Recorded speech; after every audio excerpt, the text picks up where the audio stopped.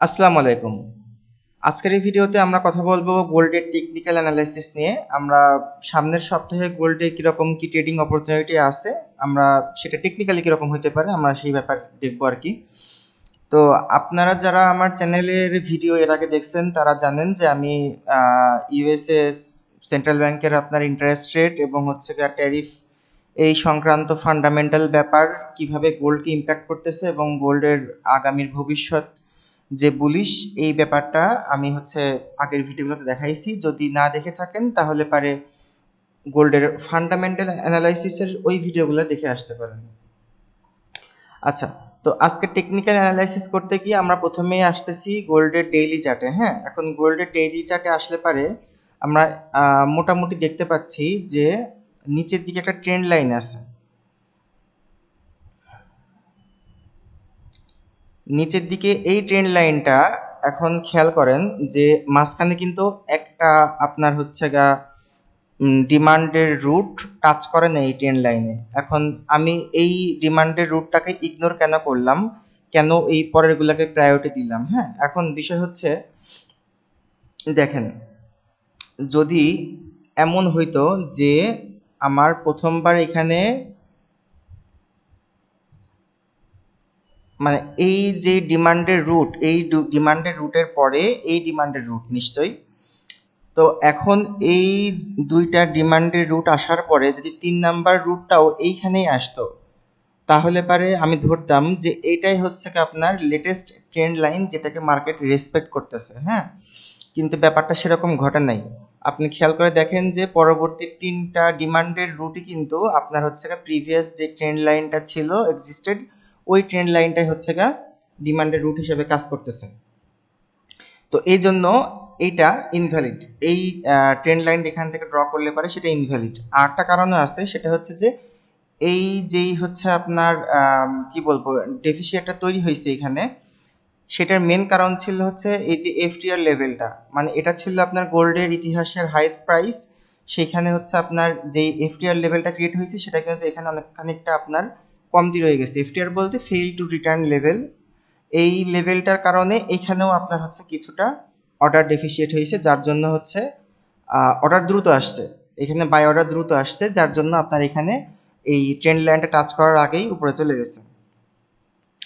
আর এইগুলো অনেক সময় মানে ক্রিয়েট হয় কি কারণে জানেন? অনেক সময় দেখা যাচ্ছে এগুলো আপনার হচ্ছে নিউজের কারণে ক্রিয়েট হয়েছে। দেখা যাচ্ছে নিউজটা সেই সময় ইউএসডির ক্ষেত্রে নেগেটিভ আসছে, যার জন্য দেখা যাচ্ছে যে গোল্ড এই ট্রেন্ড লাইনটা টাচই করতে পারে না, তার আগে উপরে উঠে গেছে, এরকমটা হয় অনেক সময়।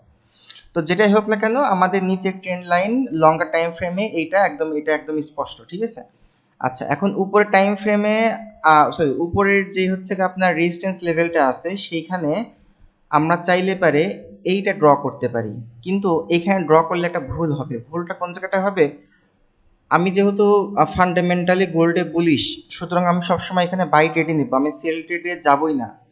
কারণ উপরে যাওয়া মার্কেটে কখনো সেলাররা টাকা বানায় না, আর নিচে যাওয়া মার্কেটে কখনো বায়াররা টাকা বানাইতে পারে না, সম্ভব না এটা। ওভারঅল ট্রেন্ডের বিপরীতে গিয়ে টাকা বানানো এটা অসম্ভব ব্যাপার, প্রায় ইম্পসিবল। আচ্ছা, তো এখন দেখেন আমি যদি এই রেজিস্ট্যান্স লেভেলটাকে এখানে দিয়ে রাখি, এখানে একটা বড় রকমের ঝামেলা আছে। ঝামেলাটা কোন জায়গাটায় আছে? ঝামেলাটা এই জায়গাটায় আছে যে মার্কেট কিন্তু আপনার সাপ্লাইয়ের রুট যেখানে যেখানে আছে সেখানে সেখানে কিন্তু রেসপন্স করবেই, করবেই, 100% শিওর করবেই। বড় বড় যেখানে সাপ্লাইয়ের রুট আছে সেখানে সামান্য হইলে পারেও রেসপন্স করবে। তো এখন সমস্যাটা হবে আপনার এখানে, এই ট্রেন্ড লাইনে তো প্রাইস টাচ করবে এই যেই হচ্ছে আপনার হরিজন্টাল লেভেলটা আছে রেজিস্ট্যান্সের, তার আগেই কিন্তু এখানে টাচ করবে। তো এখন যদি এইখানে টাচ করে যাই তাহলে তো আপনাকে এখান থেকে এক্সিট নিতে হবে। তাহলে পরে এই ট্রেন্ড, এই যে হরিজন্টাল রেজিস্ট্যান্স লেভেল, এটার আপনার অ্যাকচুয়াল ভূমিকা কি থাকলো? ভূমিকা তেমন কিছু থাকলো না, কারণ আপনার ক্ষেত্রে ম্যাটার করে না, আপনার তো মূলত ট্রেডটা নিয়ে প্রফিট করতে হবে। তো সেই ক্ষেত্রে আপনাকে এক্সিট নিতে হবে এই ট্রেন্ড লাইনেই, বাই করলে পারে এখানে এক্সিট নিতে হবে। আপনি কিভাবে এই পর্যন্ত ধরে রাখবেন, কোনো যুক্তি আসে না সেখানে, ঠিক আছে? তো এই জন্য আমি আপাতত এই লাইনটা সরাই দিলাম। আমাদের ডেইলি চার্টের ব্যাপারটা টেকনিক্যালি ক্লিয়ার হয়ে গেল যে এখানে একটা সিমেট্রিক্যাল ট্রায়াঙ্গেল আছে যেটা হচ্ছে আপ ট্রেন্ড থেকে আসছে এবং এই সিমেট্রিক্যাল ট্রায়াঙ্গেলের যথেষ্ট সম্ভাবনা আছে যে উপরের দিকে ভাঙবে আগামী মেবি আপনার 1-1.5 মাসের ভিতরেই, সর্বোচ্চ মাসখানেকের ভিতরেই এই সিমেট্রিক্যাল ট্রায়াঙ্গেলটা ভেঙে যাবে। সিমেট্রিক ট্রায়াঙ্গেলটা ভেঙে গেলে পারে আমরা কিন্তু আপসাইডে একটা ভালো মুভমেন্ট দেখতে পাবো, এবং ফান্ডামেন্টালও সে কথাই বলতেছে। তো যাই হোক, এখন আমরা হচ্ছে 4 আওয়ারলি চার্টে যাই। আচ্ছা, এখন ব্যাপারটা হচ্ছে 1 মিনিট, আমার ট্রেন্ড লাইনটা আমি চাচ্ছি যে 4 আওয়ারলি চার্টেও দেখাক।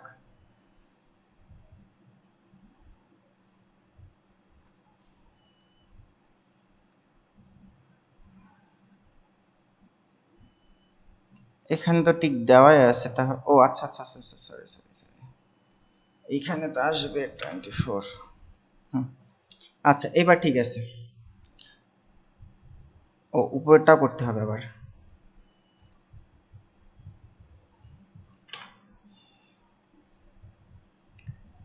আচ্ছা, এখন দেখেন যে আমরা 4 আওয়ারলি চার্টে আসলে দেখতে পাচ্ছি ওই সেম যতটা আমরা ড্র করছিলাম সেই পর্যন্ত দেখতে পাচ্ছি, কিন্তু আমরা এর বাদে দুইটা লেভেল আমাদের জন্য খুব গুরুত্বপূর্ণ হয়ে যাচ্ছে। এই একটা রেজিস্ট্যান্স লেভেল, যেটা শর্ট টার্মে অনেক বেশি মানে প্রয়োজন খেয়াল রাখা, আর একটা ট্রেন্ড লাইন। এখন এই ট্রেন্ড লাইনটা কিন্তু মানে অনেক বেশি মিলবে কিসের সাথে, এই রেজিস্ট্যান্স লেভেলটা যখন প্রাইস উপরের দিকে যাবে তখন অলমোস্ট টাইমটা কিন্তু সেম হবে। হয়তো বা দেখবেন যে এই রেজিস্ট্যান্স লেভেল অথবা এই ট্রেন্ড লাইন এই জোনটুকুর মধ্যে এই প্রাইসটা পৌঁছাইছে, অর্থাৎ একদম কড়া লেভেলের হচ্ছে রেজিস্ট্যান্স জোনে কিন্তু একসাথে পৌঁছে যাবে প্রাইস এই এরিয়াতে আসার পরে। আচ্ছা, তাহলে পরে 4 আওয়ারলি চার্টে আমরা দেখতে পাচ্ছি যে এটাও এখন আপ ট্রেন্ডে আছে, সুইং লো থেকে এখন সুইং হাইয়ের মাঝামাঝি আছে। এখন আমাদের যাওয়া উচিত 1 আওয়ারলি চার্টে। 1 আওয়ারলি চার্টে যাওয়ার পরে আমরা দেখি কি দেখতে পাই। আচ্ছা, আওয়ারলি চার্টটা আপনি ক্লিয়ারলি বুঝতে পারবেন না, আমি 15 মিনিটসের চার্টে আসি বোঝানোর জন্য। এখন দেখেন 15 মিনিটসের চার্টে আসলে পারে প্রাইস কিন্তু এইখানে একটা ট্রেন্ড লাইন কিন্তু হওয়ার কথা ছিল, হ্যাঁ, কিন্তু হয় নাই। এর পিছনে সবচেয়ে বড় কারণ ছিল যে ব্রেকআউট হয়েছে, ঠিক আছে, ট্রেন্ড লাইন হয় নাই, এখানে ট্রেন্ড লাইন রেসপেক্টেড হয় না কারণ ব্রেকআউট হয়েছে। আর গোল্ডে তো আমরা সবসময় জানি যে যখনই ট্রেন্ড লাইন ব্রেকআউট হয় তারপরে প্রাইস নিচে নামার আগে ওই ট্রেন্ড লাইনটা একবার হচ্ছে রিটেস্ট করে আসে। আপনি অনেক উদাহরণ খেয়াল করে দেখবেন ওই সেম ওয়েতে রিটেস্ট করে তারপরে কেউ আসবে। আমরা এখানে একটা ট্রেন্ড লাইন দেখতে পাচ্ছি, যদিও এই ট্রেন্ড লাইন হয়তো বা খুব কাজে আসবে না কারণ এর আগে আমরা এক্সিট নিতে হবে এই লেভেল থেকেই, তবু আমাদের কাছে একটা ট্রেন্ড লাইন আছে আর কি, ঠিক আছে, 15 মিনিটসে আসলে। এখন আওয়ারলি চার্টে আমি ব্যাপারগুলো ঠিক মতো দেখাইতে পারতেছিলাম, এই জন্য 15 মিনিটসে আসলাম। আচ্ছা, তো এখন এইখান থেকে মার্কেট উপরে ওঠার কোনো যথেষ্ট কোনো কারণ আমি দেখি না, কারণ হচ্ছে আপনার এখান থেকে তো ট্রেন্ড লাইনটা ব্রেকআউট হয়েছে এবং ট্রেন্ড লাইনের বেশ খানিকটা আগে মার্কেট দাঁড়াইছিল, কিন্তু কোনো বুলিশ ক্যান্ডেল বা কোনো কনফার্মেশন বা কোনো ইঙ্গিত কিন্তু এখানে ছিলই না, এবং এখানে স্পষ্টতভাবেই ব্রেকআউট হয়েছে। এখন ব্রেকআউট হয়ে নিচে কিন্তু আসার সম্ভাবনা খুবই কম, কারণ ফান্ডামেন্টালি গোল্ডের নিচে আসার কোনো সম্ভাবনা আমি দেখি না। এখন কথা হচ্ছে যে এইখানে দেখেন একটা জোন আছে, যেই জোনটাতে অনেক বেশি বড় বড় বাই অর্ডার বা সেল অর্ডার আসছে, যেটাকে শিক্ষিত মানুষের ভাষায় বলে লিকুইডিটি জোন। যেখানে অনেক বেশি বাই এবং সেল অর্ডার আসে সেটাকে, সেই এরিয়াটাকে বলা হয় লিকুইডিটি জোন, ঠিক আছে। তো এখন ওই লিকুইডিটি জোনে যেটা হচ্ছে যে দেখেন এইখানে আপনার একটা সাপ্লাই ছিল, সাপ্লাইটা এই প্রাইসটা হচ্ছে নিচে ট্রেন্ড লাইন পর্যন্ত আসছে, আবার এইখান থেকে যারা হচ্ছে বাই করছে তারা কিন্তু প্রফিট টেক করছে ঠিক এই লেভেলটাতে, আবার সেমভাবে এখানে আবার কিছু মাস প্রফিট টেক করছে, আবার কিছু বাই অর্ডার পায় আপনার হচ্ছে এখান থেকে এটা ব্রেকআউট হয়েছে। তো সম্ভাবনা খুবই বেশি যে গোল্ড হচ্ছে অ্যাটলিস্ট এই প্রাইস পর্যন্ত আসবে, এই লেভেলটা পর্যন্ত আসবে। এইখানে আসলে পারে এখন আপনাদের ট্রেড নিতে হবে কিন্তু এইখানে স্টপ লস দিয়ে না, অর্থাৎ আপনি যদি মনে করেন যে আপনি এখান থেকে বাই করবেন আর স্টপ লসটা দিয়ে রাখবেন এইখানে, আর হচ্ছে আপনার টেক প্রফিট লেভেলটা থাকবে আনুমানিক আনুমানিক এই বরাবর, তাহলে কিন্তু আমার দৃষ্টিতে এরকম ট্রেড করা ঠিক না।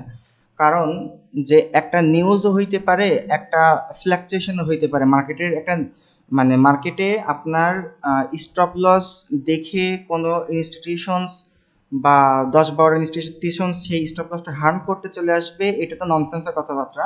মার্কেটের যে ন্যাচারাল ফ্ল্যাকচুয়েশন আছে, সেই ন্যাচারাল ফ্ল্যাকচুয়েশনেই এই ধরনের ছোট স্টপ লস একটা স্পাইকে হিট হয়ে যেতে পারে, ঠিক আছে। যেহেতু ফান্ডামেন্টাল বুলিশ আছে, যেহেতু টেকনিক্যাল ঠিকঠাক আছে, তাহলে পারে আপনার এখানে কিন্তু আপনার হচ্ছে স্টপ লসটা রাখা উচিত বড়, যে আমি এই পর্যন্ত রাখবো স্টপ লসটা, কারণ সম্ভাবনা খুব কম যে স্টপ লসটা হিট হবে, স্টপ লসটা হিট হবে সম্ভাবনা খুব কম।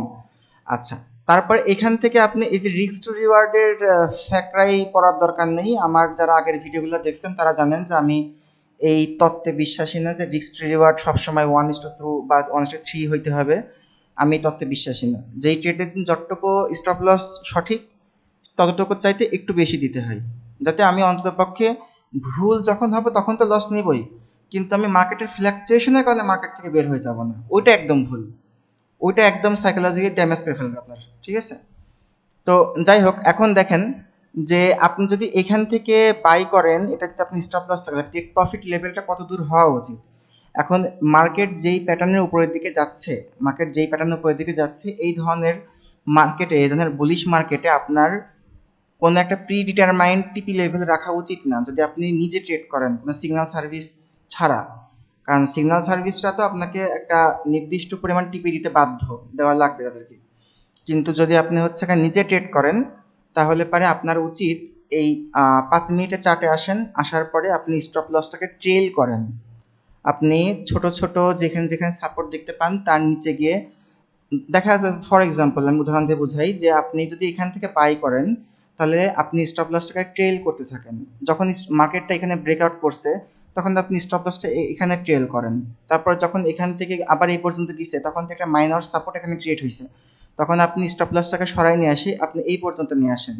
তারপরে আবার যখন উপরে গেছে, তখন আপনি স্টপ লসটাকে এই পর্যন্ত নিয়ে আসেন, যতক্ষণ না পর্যন্ত আপনি মোটামুটি মনে হয় যে একটা মেজর কোনো আপনার হচ্ছে গা রেজিস্ট্যান্স লেভেলে পৌঁছাই গেছে, বা মনে হয় যেন যথেষ্ট হয়েছে আর না, ঠিক আছে, ঠিক আছে।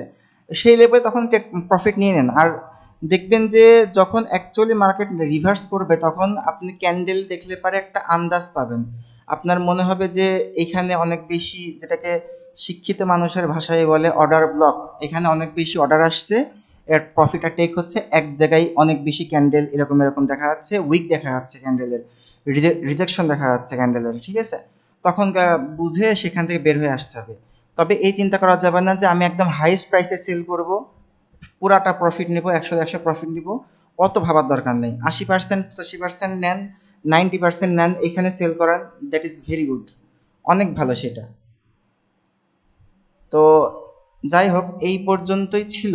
আর হচ্ছে আগামীতে আমরা আরও বেশি টেকনিক্যাল অ্যানালাইসিসের উপর ফোকাস করে ভিডিও দিব। তো যদি ভিডিও আপনাদের ভালো লাগে, তাহলে পারে লাইক করবেন, কমেন্ট করবেন। আর কি ব্যাপারে আরও জানতে চান সেগুলো কমেন্টে আমাদেরকে জানাবেন। চ্যানেলের ভিডিওগুলো ভালো লাগলে পারে সাবস্ক্রাইব করে রাখবেন। আল্লাহ হাফিজ।